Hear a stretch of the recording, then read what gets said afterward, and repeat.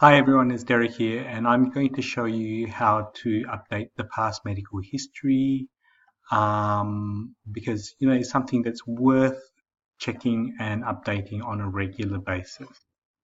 So this is the summary screen again, and you can sort of see here again that the past medical history sits in this box here. You can see it's quite long, and quite often there are multiples of certain diagnoses, and it's not, and sometimes things are not recorded as accurately as they should be. So it's worth just trimming it and cleaning it up wherever you can.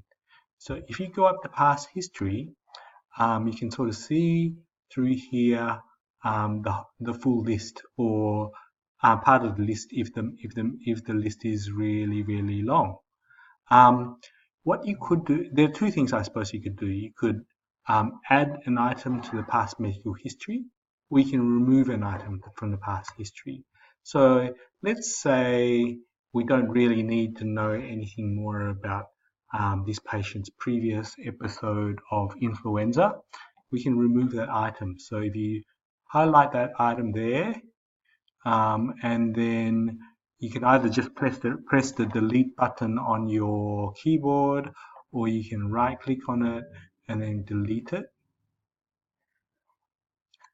That item will then disappear from the list and it'll be much more manageable. Likewise, you can remove the chest infection um, or the um, duplicate of the CVA, so you can remove that. Okay. When you have a look at the past medical history, there are a few details that are worth being mindful of.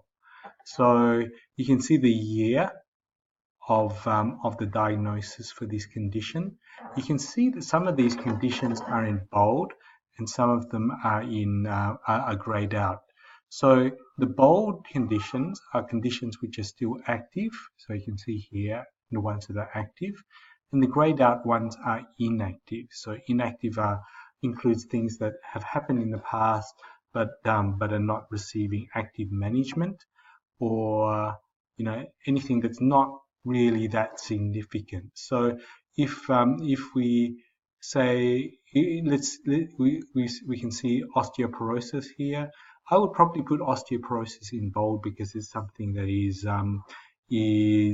an ongoing medical condition, but I'd probably only want one copy of it. So let's remove this second copy, and then we can edit this item by right clicking and then choosing edit, and then you can make that an active problem, which probably means that we're using some sort of medication with still got long-term implications. The other important field to be mindful of is whether these things will appear on summaries or whether they won't. And generally, if it's a significant medical problem or a significant thing in the past medical history, you will want it to appear on the summary. Whereas trivial problems, you probably won't want to appear on summaries. So an episode of atrial fibrillation is probably pretty significant. So you might want to change that so that it appears on a summary, and then click OK. Whereas something like the fact that this person has had an episode of cryptococcus or erectile dysfunction, you might want to make sure that that doesn't appear on summaries because it could be a bit embarrassing for that patient. So you might just unclick that. If you want to add new items to the past medical history, you can just right click anywhere and then click on new item, and then you can add something in. So let's say this person has had cholecystectomy. So it's you can start to choose from the drop down list.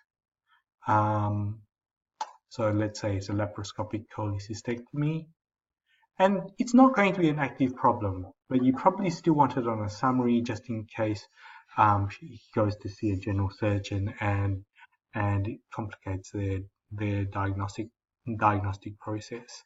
So you probably want it to be grayed out, but appear on summaries. You can certainly change the date to reflect the date of the cholecystectomy. Just click OK, and then it'll show up on the list. So that's how you update the past medical history part of the medical record.